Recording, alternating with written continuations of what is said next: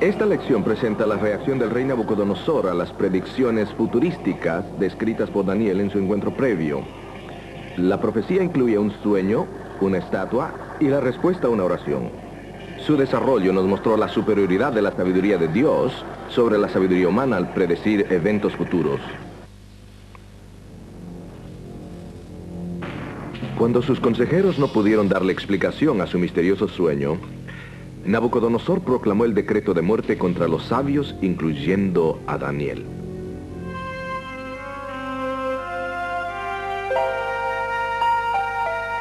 Pero Daniel oró fervorosamente a su Dios, y el sueño y su interpretación le fueron revelados. Daniel le explicó al rey que la imagen que se le había mostrado representaba una serie de poderes mundiales.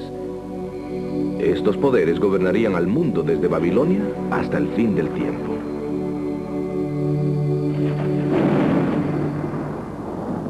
El último reino sería establecido por Dios mismo.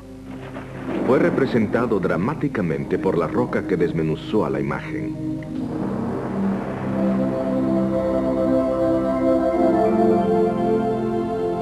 A esta profecía la llamamos una profecía de bosquejo. Da un bosquejo básico para las profecías más detalladas que se encuentran en los capítulos posteriores de Daniel. Lamentablemente, Nabucodonosor no aprendió de su sueño. Puesto que la roca golpeó a la imagen en los pies, probablemente razonó que él, la cabeza de oro, estaría a salvo. Las palabras de Daniel volvieron a hacer eco.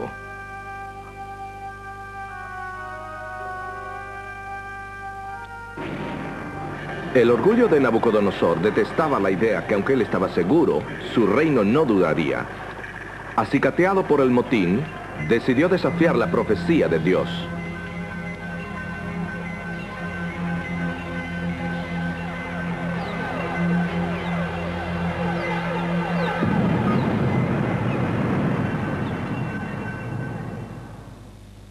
Como el soberano más poderoso del mundo conocido, Nabucodonosor se propuso defender su imperio. Ninguna profecía judía habría de obstruir sus ambiciosos planes de gloria eterna.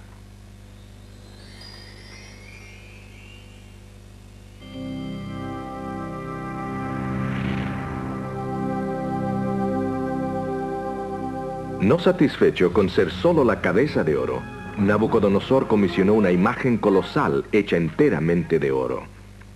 La imagen se levantó en honor a Anu, un dios babilónico. Cada dios tenía un número religioso místico. El número de Anu era 60, la cifra básica en el sistema babilónico. Así que levantó la imagen de 60 codos de altura y 6 codos de anchura. Para asegurarse la completa lealtad de su imperio y la seguridad de su dinastía, reunió a todos los oficiales de las provincias y los obligó a postrarse delante de su imagen. La imagen dispuso el escenario para otra prueba de verdadera adoración. ¿Cederían los seguidores de Dios sus principios y se postrarían delante de la imagen? Para compartir la conclusión de esta historia, escuchemos a Alejandro Bullión en su tema, Lealtad. Para compartir la conclusión de esta historia, escuchemos a Alejandro Bullión en su tema, Lealtad. Hola amigos, ¿cómo están? Bienvenidos nuevamente a este programa. Hoy estudiaremos una de las más impresionantes historias del Antiguo Testamento. Una historia que tiene abundantes lecciones para los días modernos en que vivimos. Tiene que ver con la vida de los 3 jóvenes hebreos que fueron llevados cautivos a Babilonia. Si estos muchachos se hubieran postrado delante de aquella imagen, eso habría sido desobediencia a un claro mandamiento de Dios. Ustedes recordarán en nuestro primer programa, señalamos que uno de los asuntos que continuamente aparece en Daniel tiene que ver con la verdadera adoración y con la obediencia a los mandamientos de Dios. En esta historia veremos estos 2 puntos como tema central. Recordemos que el punto central de Daniel tiene que ver con los últimos días, una comprensión de las historias que se encuentran en el libro de Daniel. Las experiencias de Daniel y sus amigos son esenciales para nuestra comprensión del libro en sí. Todas ellas están relacionadas con las profecías y nos dan una perspectiva práctica de cómo debemos aplicar algunos de los principios bosquejados en el libro de Daniel. Dentro de unos momentos veremos cómo el libro de Apocalipsis predice el tiempo cuando la verdadera adoración será prohibida y el pueblo de Dios será obligado a adorar en forma contraria a los mandamientos de Dios. Pero su verdadero pueblo, el pueblo de Dios, permanecerá obediente a pesar de todas las circunstancias. Ustedes recordarán que en nuestro último programa les animé para que tuviesen a mano papel y lápiz de manera que puedan repasar los puntos importantes de cada lección. Personalmente, yo puedo recordar mucho más cuando tomo notas. Así, si en este momento no tienes lápiz y papel, ¿por qué no buscas uno para tomar notas? ¿Listo? ¿Podemos comenzar? Comencemos entonces. Después de levantar la gran imagen en la planicie de Dura, Nabucodonosor invitó a todos los gobernadores más importantes a su dedicación. La Biblia dice lo siguiente: y envió el rey Nabucodonosor a juntar a los grandes, los asistentes y capitanes, y oidores, receptores, los del consejo, presidentes y a todos los gobernadores de las provincias, para que viniesen a la dedicación de la estatua que el rey Nabucodonosor había levantado. Fueron pues reunidos los grandes, los asistentes y capitanes, los oidores, receptores, los del consejo, los presidentes y todos los gobernadores de las provincias a la dedicación de la estatua que el rey Nabucodonosor había levantado. Y estaban en pie delante de la estatua que había levantado el rey Nabucodonosor. Una tablilla de arcilla descubierta en las ruinas de Babilonia, que fue traducida y publicada en 1956, indica que se levantó un serio motín en el ejército de Nabucodonosor en diciembre del año 594 a.C., en el 10º año de su reinado. Nabucodonosor aplastó rápidamente la rebelión y dice la tablilla que degolló a muchos de su propio ejército. Es muy probable que por esta razón Nabucodonosor decidiera llamar a todos los oficiales para la dedicación de su imagen. El no postrarse delante de esa gran imagen habría sido considerado como un acto de alta traición. Entonces se dio la orden, y el pregonero pregonaba en alta voz: mandase a vosotros, oh pueblos, naciones y lenguas, en oyendo el son de la bocina, el pífano, del tamboril, del arpa, del salterio, de la zampoña y de todo instrumento músico, que os postréis y adoréis la estatua de oro que el rey Nabucodonosor ha levantado. Y cualquiera que se postrare y adorare en la misma hora, que no hiciere esto, en la misma hora será echado dentro de un horno de fuego ardiendo. Los babilonios se tornaron muy fervorosos con esta amenaza pendiendo sobre su cabeza. Así que la escena ya está lista. No será una decisión fácil, porque todo aquel que rehúse adorar la imagen perecerá. Imagínense, si pueden, cuán seguro tiene que estar uno de lo que cree para poder sobreponerse ante tal presión. Obedecer a Dios bajo tales circunstancias no habría sido fácil para nadie. Tu religión inevitablemente tendría que significar mucho para que pudieses respetar tus principios y hacer lo que tú consideras correcto delante de la pena de muerte. Noten lo que ocurrió inmediatamente. El texto bíblico dice: por lo cual, en oyendo todos los pueblos el son de la bocina, del pífano, del tamboril, del arpa, del salterio, de la zampoña y de todo instrumento músico, todos los pueblos, naciones y lenguas se postraron y adoraron la estatua de oro que el rey Nabucodonosor había levantado. No se necesita mucha imaginación para reconstruir la escena. Allí estaban los camellos y hermosos caballos árabes. Había gran pompa y ceremonia, y destellos de grandeza, oro y gloria por todas partes. Por sobre todo esto, la gigantesca imagen resplandeciendo bajo la luz del sol. La tecnología y el costo involucrados en su construcción deben haber sido tema de conversación por espacio de muchos meses. Cuando el heraldo del rey de repente dio un paso al frente e hizo el anuncio, y se escuchó el sonido de la música, dice el registro, que toda la gente, como una grande ola en el estadio, cayó de rodillas y adoró a la imagen. Pero entonces, abriéndose paso por en medio de los guardaespaldas del rey, vinieron algunos de sus espías. El texto bíblico afirma: en este mismo tiempo algunos varones caldeos llegaron y denunciaron a los judíos, diciendo al rey Nabucodonosor: Rey, para siempre vive. Tú, oh rey, pusiste ley que todo hombre, en oyendo el son de la bocina, del pífano, del tamboril, del arpa, del salterio, de la zampoña y de todo instrumento músico, se postrase y adorase la estatua de oro. Y el que no se postrase y adorase, fuese echado dentro de un horno de fuego ardiendo.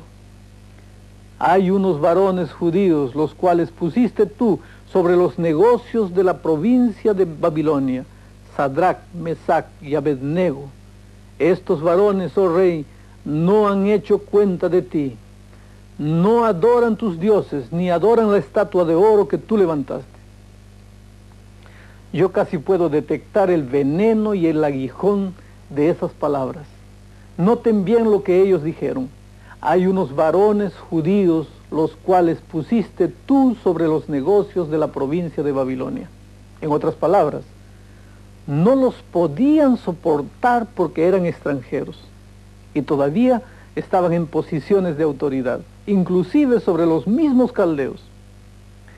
¿Pueden imaginarse ustedes cómo se habrán sentido estos tres hombres al permanecer de pie mientras todo el mundo se postraba en masa? No podían pasar desapercibidos, claro. Podría haber sido muy fácil racionalizar y decir que en realidad no estaban adorando la imagen, sino que solo estaban respetando una orden del rey. Pero ellos sabían que su fidelidad a Dios estaba en juego y era mucho más importante que cualquier cosa. ¿Recuerden ustedes ese mandamiento que específicamente prohíbe la falsa adoración? No te harás imagen ni ninguna semejanza de cosa que esté arriba en el cielo, ni abajo en la tierra, ni en las aguas debajo de la tierra. No te inclinarás a ellas, ni las honrarás, porque yo soy Jehová tu Dios, fuerte, celoso, que visito la maldad de los padres sobre los hijos, sobre los terceros y sobre los cuartos, a los que me aborrecen, y que hago misericordia en millares a los que me aman y guardan mis mandamientos.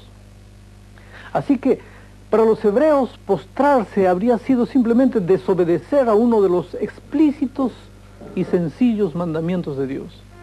Nuevamente vemos los dos puntos centrales de adoración y obediencia en esta historia. Recuerden antes que el tema central del libro de Daniel tiene que ver con los últimos días.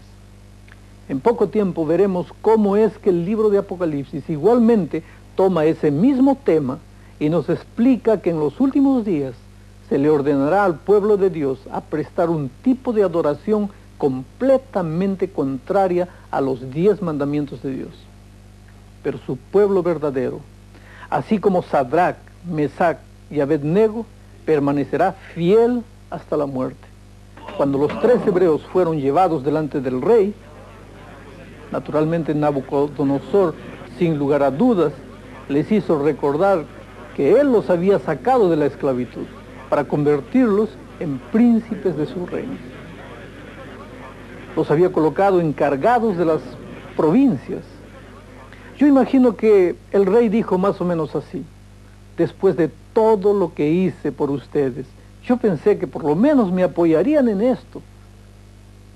Mis amigos queridos, noten ahora la presión sobre los 3 jóvenes hebreos.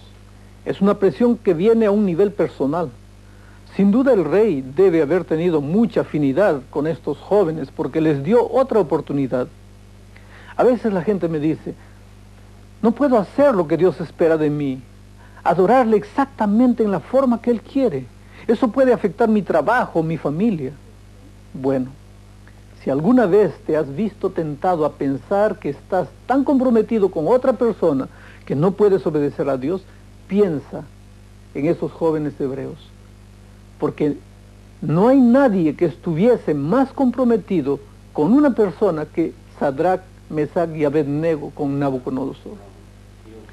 Él los había sacado de la condición más baja, los había elevado a una de las posiciones más altas en su imperio. Vamos, muchachos, háganlo por mí, tal vez pidió el rey.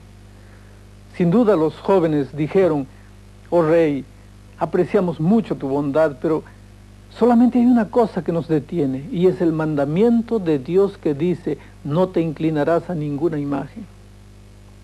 Bueno, el viejo rey seguramente sonrió. Ah, sí, esos mandamientos ya están fuera de moda. Tal vez estaban bien cuando ustedes vivían en Jerusalén, pero no pueden guardarlos aquí, en el gran mundo. A veces hoy día todavía escuchamos este tipo de argumento. Y aún más, lo que realmente necesitamos es una religión más amplia, una que no sea tan absurda. Más aún, toda la gente importante, abogados, doctores, oficiales, pastores, se están postrando delante de mi imagen.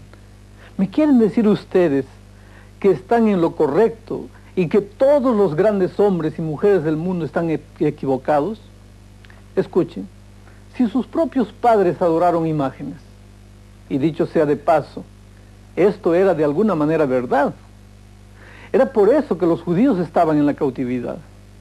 ¿No creen que la religión de sus padres, siguió el rey, debería ser un ejemplo para ustedes? Pero había solamente una cosa que les impedía postrarse, y era el simple mandamiento de Dios. Me gusta la forma en que los jóvenes le respondieron al rey cuando éste les ofreció una segunda oportunidad.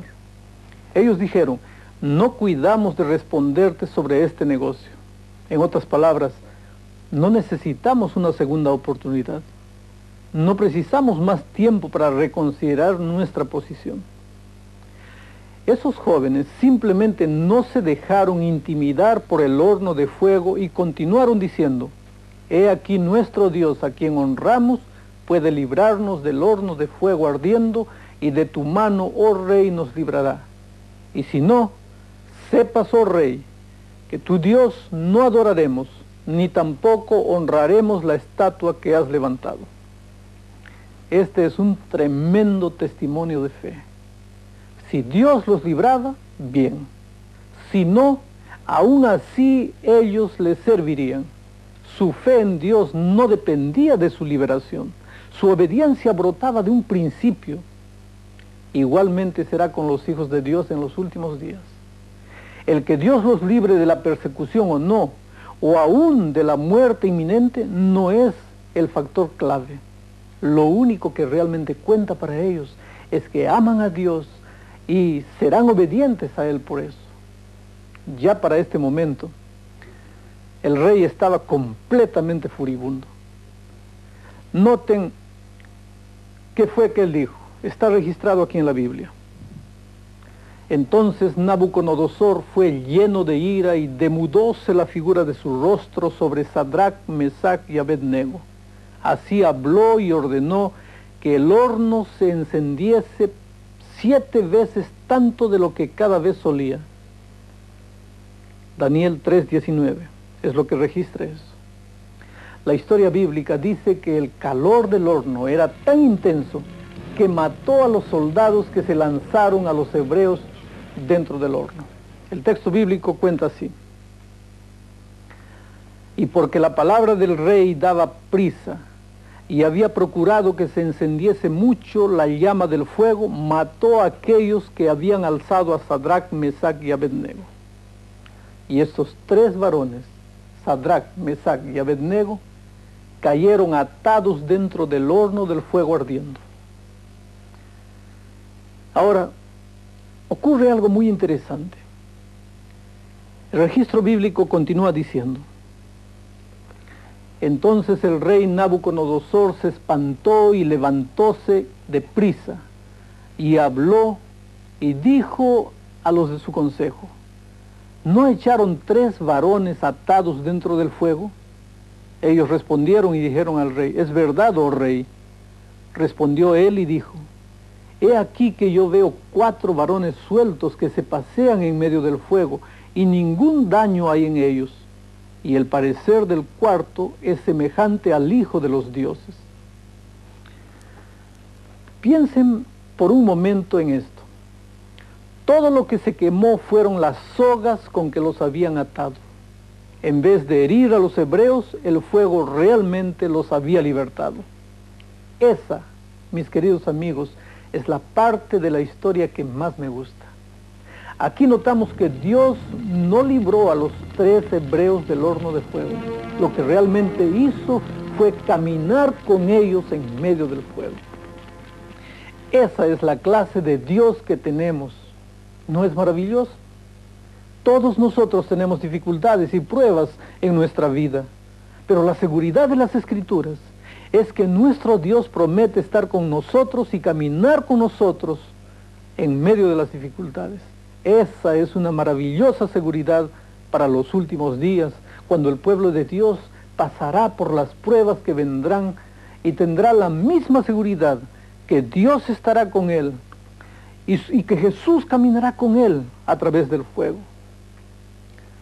Cuando leo este versículo me recuerda a Desmond II, el único soldado norteamericano no combatiente que haya recibido la medalla de honor del Congreso, la mayor condecoración militar que ofrece el ejército de los Estados Unidos. Desmond creció en un hogar cristiano y conocía bien esta historia. Había aprendido desde pequeño los 10 mandamientos.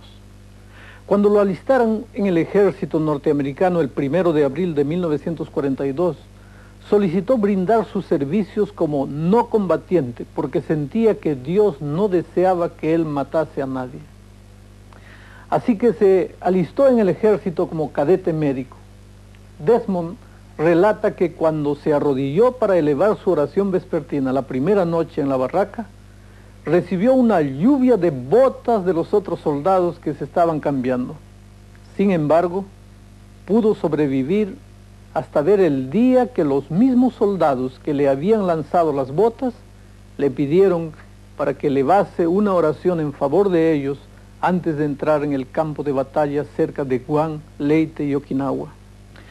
El sábado 5 de mayo de 1945, el 10º Ejército de los Estados Unidos le ordenó a la 77ª División que lanzara un asalto mayor contra la escarpa de Maeda, un largo acantilado de 18 metros de altura que era la clave de la batalla de Okinawa.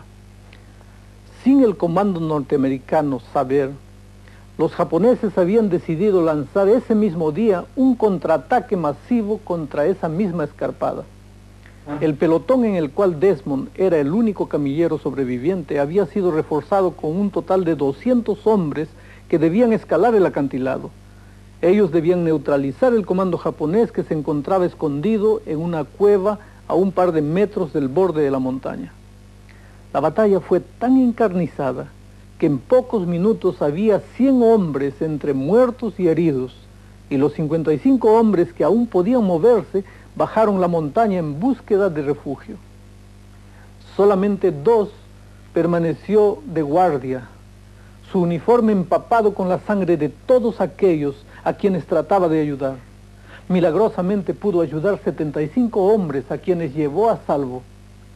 2 relató que le tomó varias horas operando por sí solo para poder llevar tantos hombres hasta un lugar seguro, y durante la mayor parte del tiempo bajo el fuego cruzado de rifles, ametralladoras y morteros. Desmond 2 veces se abrió una cortina de fuego de artillería encima de él. En esa colina, un batallón de soldados japoneses, cientos de hombres, trataron durante horas ese sábado de mayo de 1945 de matar al único cristiano ferviente, y no pudieron. Nuestro Dios no está muerto, queridos amigos. Lo que Dios hizo por Sadrach, Mesach y Abednego, también lo hará por nosotros hoy en día. En realidad, Desmond II dijo: durante todo el tiempo que pasé en el ejército, mi mayor fuente de fortaleza era el estudio diario de la Biblia y la oración. Cuando hablaba con Dios, parecía perder todo sentido de miedo. A Dios sea la honra. Noten la forma como Nabucodonosor le habló a Sadrach, Mesach y Abednego. El texto bíblico dice así: Entonces Nabucodonosor se acercó a la puerta del horno de fuego ardiendo y habló y dijo: Sadrach, Mesach y Abednego, siervos del alto Dios, salid y venid. Entonces Sadrach, Mesach y Abednego salieron de en medio del fuego. Esta experiencia le dio a Nabucodonosor una maravillosa lección sobre quién es Dios. También le mostró cuán pacientemente había tratado de ganar el corazón de Nabucodonosor para sí mismo, como lo hace justamente con todos nosotros. Tanto impresionó a Nabucodonosor toda esta experiencia que el rey hizo proclamar otro edicto. El texto bíblico cuenta ese edicto de esta manera: y juntáronse los grandes, los gobernadores, los capitanes y los del consejo del rey para mirar a estos varones, cómo el fuego no se enseñoreó de sus cuerpos, ni cabello de sus cabezas fue quemado, ni sus ropas se mudaron, ni olor de fuego había pasado por ellos. Nabucodonosor habló y dijo: bendito el Dios de ellos, de Sadrach, Mesach y Abednego, que envió su ángel y libró a sus siervos que esperaron en él, y el mandamiento del rey mudaron, y entregaron sus cuerpos antes que servir o adorar a otro Dios que su Dios. Por mí, pues, se pone decreto que todo pueblo, nación o lengua que dijere blasfemia contra el Dios de Sadrach, Mesach y Abednego sea descuartizado, y su casa sea puesta por muladar, por cuanto no hay Dios que pueda librar como este. Yo me imagino que Dios tiene que haberse sonreído de Nabucodonosor cuando oyó este nuevo edicto. Saben, queridos amigos, ordenarle a la gente a servir a Dios es tan fructífero como ordenarle a un joven que se enamore de una jovencita. Porque para que el amor sea amor verdadero, tiene que ser de libre espontaneidad. Así es con Dios. El único servicio que Dios encuentra aceptable es cuando los hombres le sirven porque deciden servirle por cuenta propia, no porque un gobierno toma medidas legales al respecto. Pero Nabucodonosor hizo solamente lo que sabía hacer. Le ordenó a la gente por doquier que adorara al verdadero Dios. Esta gran ilustración de fe y obediencia es más que una mera historia inspiradora, porque recuerden que las historias de Daniel ilustran las profecías y lo que sucederá al pueblo de Dios en los últimos días. El libro paralelo de Daniel, que es el libro de Apocalipsis en el Nuevo Testamento, describe una escena semejante. Notemos las similitudes. Voy a leer el texto. Después vi otra bestia que subía de la tierra y tenía 2 cuernos semejantes los de un cordero, mas hablaba como un dragón, y ejerce todo el poder de la primera bestia en presencia de ella, y hace a la tierra y a los moradores de ella adorar a la primera bestia, cuya llaga de muerte fue curada. El punto clave: en los últimos días, mi querido amigo, gira en derredor de la adoración y lealtad a la bestia. Continuamente, a través de Daniel y Apocalipsis, se da un aviso de precaución acerca de la falsa adoración. Y hace grandes señales, dice el texto bíblico. Voy a leer nuevamente. Hace grandes señales, de tal manera que aún hace descender fuego del cielo a la tierra delante de los hombres, y engaña a los moradores de la tierra, por las señales que le ha sido dado a hacer en presencia de la bestia, mandando a los moradores de la tierra que hagan la imagen de la bestia que tiene la herida de cuchillo y vivió, y le fue dado que diese espíritu a la imagen de la bestia, para que la imagen de la bestia hable, y hará que cualesquiera que no adorare la imagen de la bestia sea muerto. Luego, después que esta bestia hace descender fuego del cielo y realiza asombrosos milagros, hace una imagen de la bestia. Ustedes se pueden dar cuenta que Apocalipsis usa el mismo lenguaje que Daniel. Entonces se le ordena a la gente que adore esa imagen. Aquellos que se nieguen a hacerlo deben ser muertos. Y hacía que todos, pequeños y grandes, ricos y pobres, libres y siervos, se pusiese una marca en su mano derecha o en sus frentes, y que ninguno pudiese comprar o vender, sino el que tuviera la señal o el nombre de la bestia o el número de su nombre.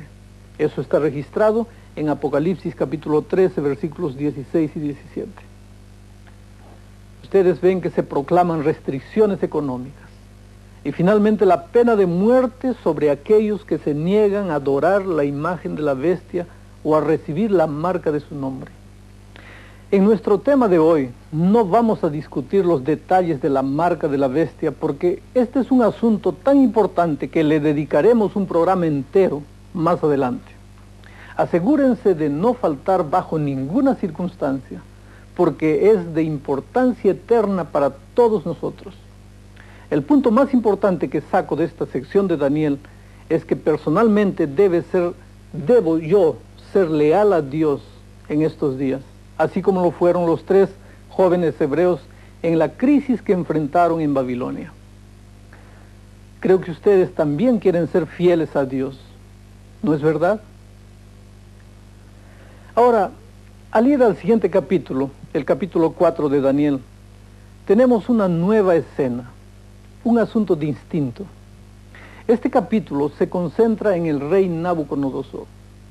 El rey Nabucodonosor era un gobernante sumamente arrogante, egocéntrico y dominante, cuyos deseos eran atendidos inmediatamente por todos. Durante varios años, Dios había tratado de revelársele, pero el terco rey solo se interesaba en su propio poder. Al fin de nuestro estudio, notaremos cómo un cambio radical en este rey, que fue uno de los hombres más poderosos de la tierra. Como veremos en unos instantes, este gran gobernante racionalizaba la evidencia clara y contundente de que era el Dios del cielo y no los dioses paganos los que estaban en el control del universo. Así que observemos el hecho dramático y humillante que llevó finalmente al rey Nabucodonosor a aceptar a Dios como el supremo gobernante de hombres y reinos. Miremos. Dios le envió a Nabucodonosor otro sueño. Él vio un gran árbol. El árbol creció tanto que su copa llegaba hasta el cielo. Era tan grande que se podía divisar de todas partes del mundo. Repentinamente descendió un santo mensajero del cielo. Cortad el árbol y destruidlo.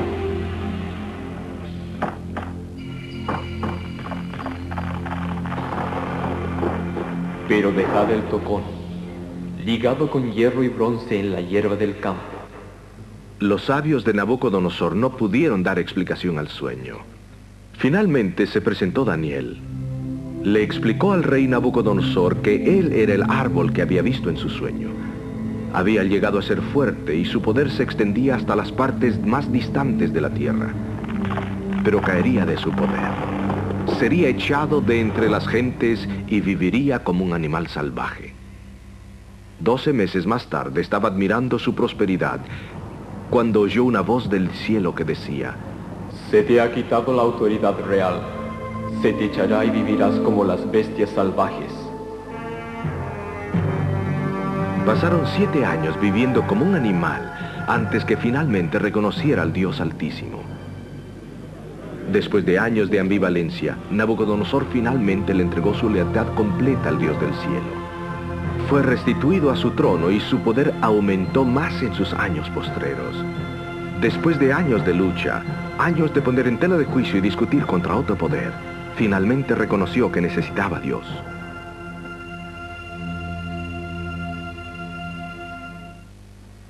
Es admirable que Nabucodonosor, rey de la nación más grande que haya existido en la tierra, diese su lealtad al Dios Altísimo.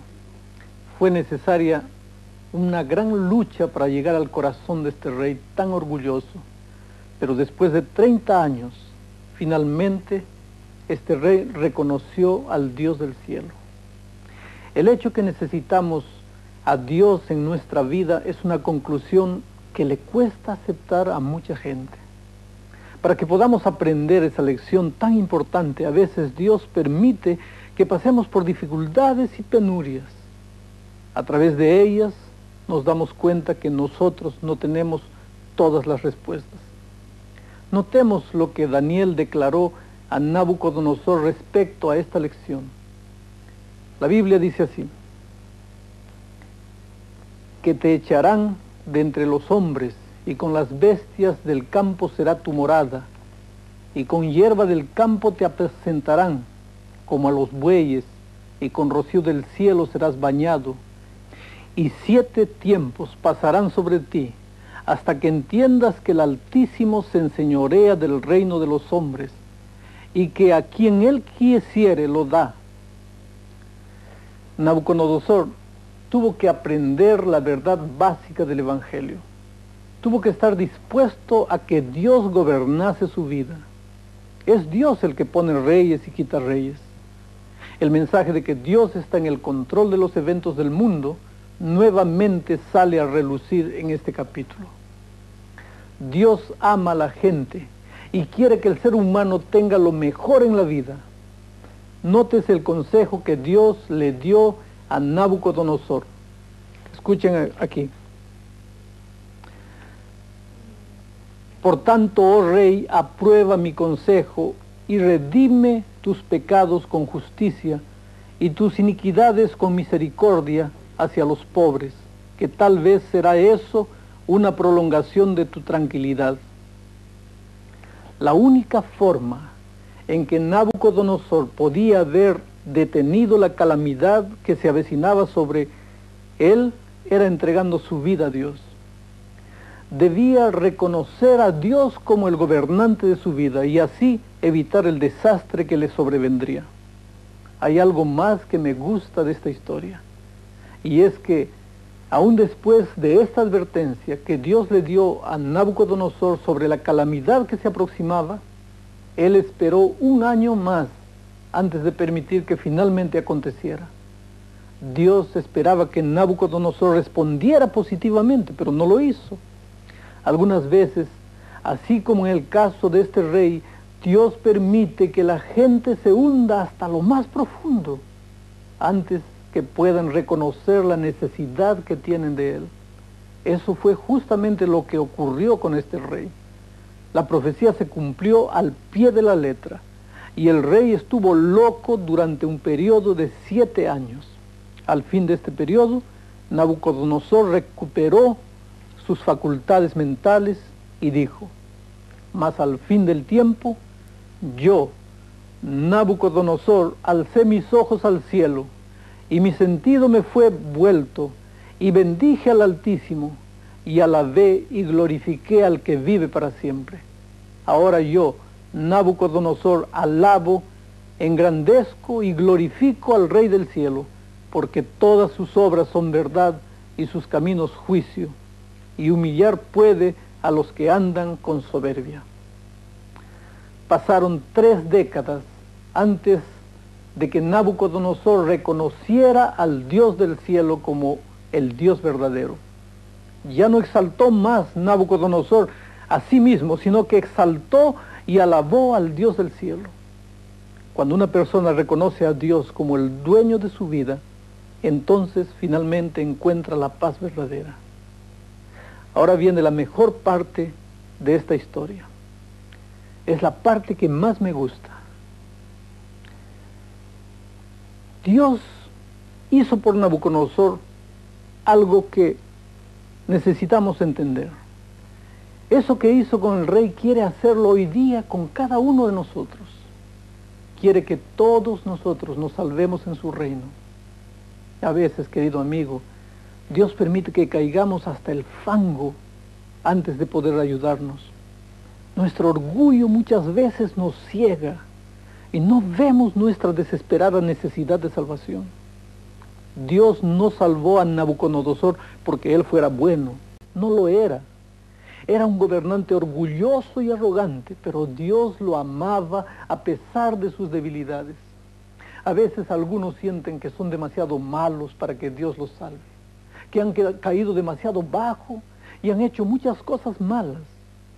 Pero la historia de Nabucodonosor debe darnos esperanza hoy. Que si Dios pudo salvar a aquel rey, puede salvar también a cualquier persona.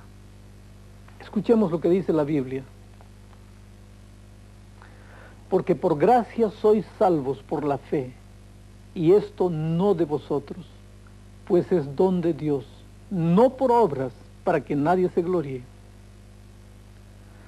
La gracia es algo que no merecemos, ni podemos ganar. Es un don gratuito mediante Jesús, porque la paga del pecado, continúa diciendo la Biblia, es la muerte, mas la dádiva de Dios es vida eterna en Cristo Jesús, nuestro Señor. Escucha una cosa, si la salvación es un don, entonces todos nosotros podemos ser salvos. Solo necesitamos aceptar ese regalo. Si la salvación dependiese de cualquier cosa que tuviésemos que hacer, como buenas obras, por ejemplo, nunca sabríamos si somos salvos, porque nunca podríamos estar seguros de haber hecho lo suficiente. Pero Dios nos ha hecho a todos iguales en lo que a recibir la salvación se refiere. Todo lo que tiene que hacer cualquiera de nosotros es aceptar el regalo que Dios nos ofrece hoy. ¿Cómo aceptamos el don de la salvación? Miren lo que la Biblia dice. Y sacándoles fuera les dijo, señores, ¿qué es menester que yo haga para ser salvo? Y ellos dijeron, cree en el Señor Jesucristo y serás salvo tú y tu casa. Creer significa simplemente confiar y depositar toda nuestra confianza en Jesucristo. Este creer es más que un reconocimiento intelectual de que Jesús murió por nosotros. Implica que confesemos que Él nos salvará. Hay 4 pasos para ir a Jesús. Veamos. Creer que Dios nos ama. Porque de tal manera amó Dios al mundo, que ha dado a su Hijo unigénito, para que todo aquel que en Él cree no se pierda, mas tenga vida eterna. Ahora el segundo paso. Permitir que el Espíritu Santo nos guíe al arrepentimiento. Hechos 11:18 dice lo siguiente. Entonces, oídas estas cosas, callaron y glorificaron a Dios diciendo, de manera que también a los gentiles ha dado Dios arrepentimiento para vida. El arrepentimiento, o llegar a sentir un dolor suficientemente grande como para apartarnos de lo malo que estamos haciendo en nuestra vida, no es algo que nosotros desarrollamos por nosotros mismos. Es un don de Dios. Obra en aquellos que lo aceptan. Cuando aceptamos a Cristo, Él nos da un espíritu de arrepentimiento, de manera que en forma espontánea nos damos cuenta que queremos algo mejor en la vida. Esto nos lleva al punto número 3, confesar los pecados. Primera de Juan 1:9 dice, si confesamos nuestros pecados, Él es fiel y justo para que nos perdone nuestros pecados y nos limpie de toda maldad. Y la sencilla realidad es que si yo le pido a Jesús que me perdone por mis pecados y equivocaciones, Él lo hará. No cabe la menor duda. Si yo fuera a la policía local y presentara una confesión completa de algo malo que hice, puede ser que me pongan en una celda y me den una multa, dependiendo de la seriedad de la infracción.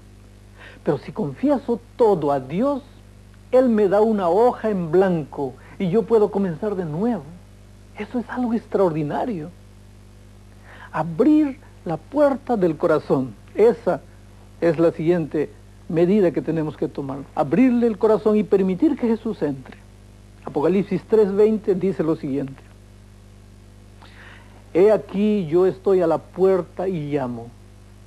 Si alguno oyere mi voz y abriere la puerta, entraré a él y cenaré con él y él conmigo. Esto, mi querido amigo, significa que ahora el amor de Jesús controla mi vida y Él me da el poder para hacer lo que Él quiere que yo haga. Permítanme ilustrarlo de esta manera. Un niñito va caminando por la orilla de la playa y al lado de la playa hay una grande montaña. El padre del niño le dice a su hijo: ¿quieres subir la montaña? El niño mira la montaña y se da cuenta que sus piernecitas nunca podrán subir esa gran montaña. El padre pregunta de nuevo: ¿quieres subir la montaña? Sí, le dice el niño, pero no sé cómo podré subir. Ah, responde el padre, si tú quieres subir, yo te cargo. ¿Ven ustedes? El niño toma la decisión, pero el padre provee el poder muscular necesario. Así es también en la vida cristiana. Dios nos pregunta si queremos ser salvos, pero sabemos que nuestra fe es pequeñita y débil. Si se lo pedimos, Dios suplirá el don de la salvación y el poder necesario para vivir como Él quiere que vivamos. Es así de sencillo. No depende de si hemos vivido una vida buena o mala.